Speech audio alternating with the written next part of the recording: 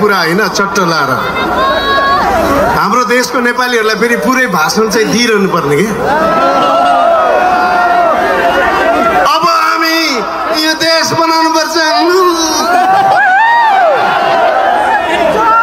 मैले खास भनेको भने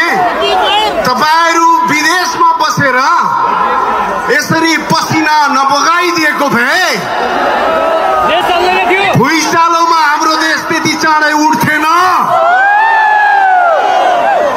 कोभिडबाट लत्रकै खसेको यो देश यति चाँडै उठ्थेन सो तपाईहरुको लागि जोरदार ताली तर मलाई साच्चै भन्नु हो भने ओके ल ओके अब चाहिँ हामी रेडी हो अरे यार नाराबाजी नलाऊ मजा गर्ने हो ओके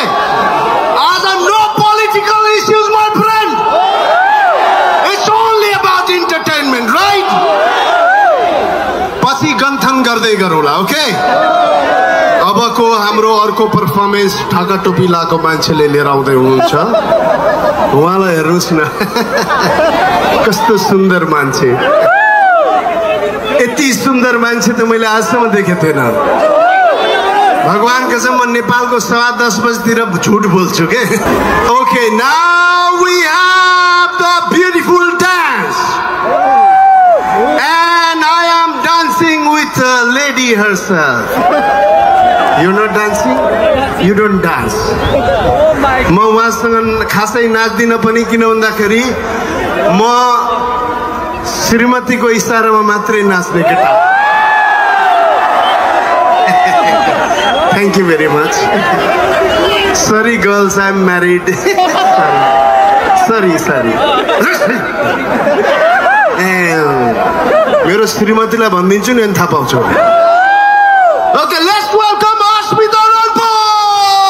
नधकलिकन एकअर्कालाई बस्दिनु होला okay are you guys ready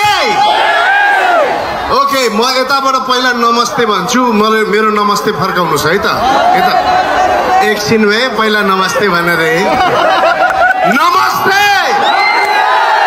very good अरे बस्नुस् है यता पनि है नमस्ते भेरी गुड यता पनि नमस्ते सबैलाई नमस्ते वाह दिस इज ब्युटिफुल तर मलाई साच्चीकै दुबईको एकदमै मनपर्ने चीज भनेको यहाँको मान्छेहरू पनि हो हाम्रो नेपालीहरू के हैन भगवान कसम यहाँको सडक हेर्दाखेरि पनि नेपालीले नै बनाएको जस्तो लाग्छ यहाँको अग्लो बिल्डिङ हेर्दाखेरि पनि नेपालीले नै बनाएको जस्तो लाग्छ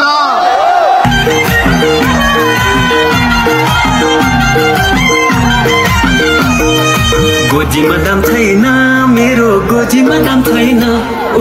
गोजीमा दाम छैन मेरो गोजीमा दाम छैन कान्छीलाई घुम्न लैजाऊ कि भन्छु गोजीमा दाम छैन कान्छीलाई घुम्न लैजाऊ कि भन्छु गोजीमा दाम छैन चिठी त लेखे मयूरको पातले पठाउन थाम छैन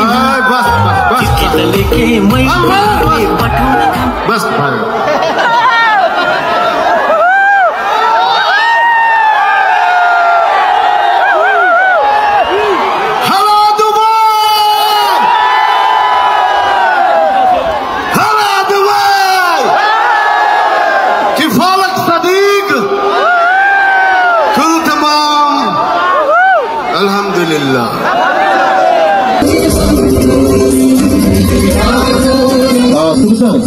एकचोटि सुरुबाट बजाइदिनुहोस् त सुरुबाट